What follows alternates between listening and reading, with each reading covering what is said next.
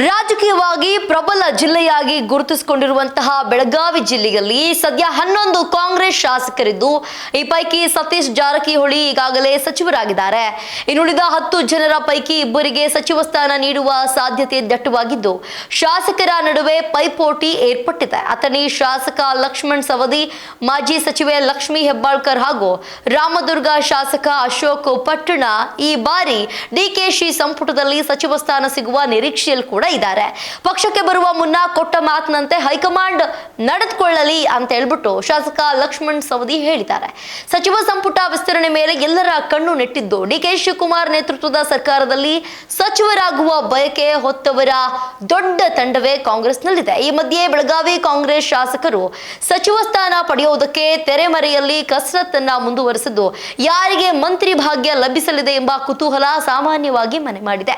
ರಾಜಕೀಯವಾಗಿ ಪ್ರಬಲ ಜಿಲ್ಲೆಯಾಗಿ ಗುರುತಿಸಿಕೊಂಡಿರುವ ಬೆಳಗಾವಿ ಜಿಲ್ಲೆಯಲ್ಲಿ ಸದ್ಯ 11 ಕಾಂಗ್ರೆಸ್ ಶಾಸಕರಿದ್ದು ಈ ಪೈಕಿ ಸತೀಶ್ ಜಾರಕಿಹೊಳಿ ಈಗಾಗಲೇ ಸಚಿವರಾಗಿದ್ದಾರೆ.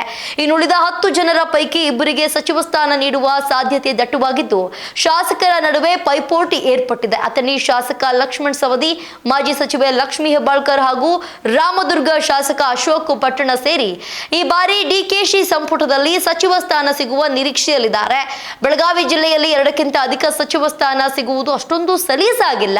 ಸತೀಶ್ ಜಾರಕಿಹೊಳಿ ಹೊರತಾಗಿ ಒಬ್ಬರನ್ನ ಮಾತ್ರ ಪರಿಗಣಿಸುವ ಕುರಿತು ಕಾಂಗ್ರೆಸ್ ಹೈಕಮಾಂಡ್ ಚಿಂತನೆ ನಡೆಸಿದೆ ಎನ್ನಲಾಗ್ತಾ ಇದೆ. ಆದ್ರೆ ಯಾರಿಗೆ ಸಂಪುಟದಲ್ಲಿ ಸ್ಥಾನ ಕೊಟ್ಟರು ಇನ್ನುಳಿದವರು ಮುನಿಸಿಕೊಳ್ಳುವ ಸಾಧ್ಯತೆ ಇದ್ದು ಈ ವಿಷಯ ಕಾಂಗ್ರೆಸ್ ನಾಯಕರಿಗೆ ತಲೆನೋವು ತರಿಸಿದಂತೂ ಸುಳ್ಳಲ್ಲ. ರೇಸ್ನಲ್ಲಿ ಅಶೋಕ್ ಪಟ್ಟಣ ಸಿದ್ದರಾಮಯ್ಯನವರ ಪರಮಾಪ್ತ ಹಾಗೂ ರಾಮದುರ್ಗ ಶಾಸಕ ಅಶೋಕ್ ಪಟ್ಟಣ ಅವರು ಸಚಿವ ಸ್ಥಾನದ ರೇಸ್ನಲ್ಲಿದ್ದಾರೆ. ಪಕ್ಷಕ್ಕಾಗಿ ನಾವು ಮಾಡಿರುವಂತಹ ಸೇವೆಯನ್ನ ಗುರುತಿಸಿ ಸಚಿವ ಸ್ಥಾನ ನೀಡಿ ಎಂದು ಕಾಂಗ್ರೆಸ್ ನಾಯಕರಿಗೆ ಸ್ಪಷ್ಟವಾಗಿ ಹೇಳಿದ್ದಾರೆ.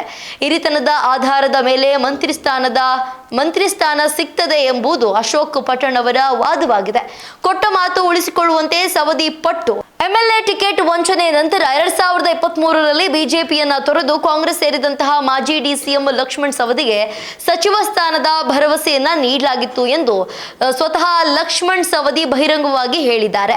ಸಿದ್ದರಾಮಯ್ಯ ಸಂಪುಟದಲ್ಲಿ ಸಚಿವ ಸ್ಥಾನ ತಪ್ಪಿದ್ದು ಡಿಕೆ ಶಿವಕುಮಾರ್ ಸಂಪುಟದಲ್ಲಿ ಕೊಟ್ಟ ಭರವಸೆ ಈಡೇರ್ತದೆ ಎಂಬ ನಿರೀಕ್ಷೆಯಲ್ಲಿ ಸವದಿ ಕೂಡ ಇದ್ದಾರೆ. ಚುನಾವಣಾ ಪೂರ್ವದಲ್ಲಿ ನನಗೆ ಕೊಟ್ಟ ಭರವಸೆ ಈಡೇರಿಸಿ ಎಂದು ಲಕ್ಷ್ಮಣ್ ಸವದಿ ಹೈಕಮಾಂಡ್ ನಾಯಕರಿಗೆ ಸ್ಪಷ್ಟವಾಗಿ ತಿಳಿಸಿದ್ದಾರೆ. ಅಷ್ಟೇ ಅಲ್ಲದೆ ಲಕ್ಷ್ಮಣ್ ಸವದಿಗೆ ಸಚಿವ ಸ್ಥಾನ ನೀಡುವ ಕುರಿತು ಸಿಎಂ ಕೂಡ ಆಸಕ್ತಿಯನ್ನ ಹೊಂದಿದ್ದಾರೆ. ಆದರೆ ಹಿರಿಯ ಕಾಂಗ್ರೆಸ್ ನಾಯಕರಲ್ಲಿ ಒಬ್ಬರಾದಂತಹ ಸತೀಶ್ ಜಾರಕಿಹೊಳಿ ಅವರ ಬೆಂಬಲ ಸವದಿಗೆ ಸಿಗ್ತದೆಯಾ ಎಂಬ ಯಕ್ಷ ಪ್ರಶ್ನೆ ಈಗಲೂ ಕೂಡ ಮುಂದುವರಿತಾ ಇದೆ.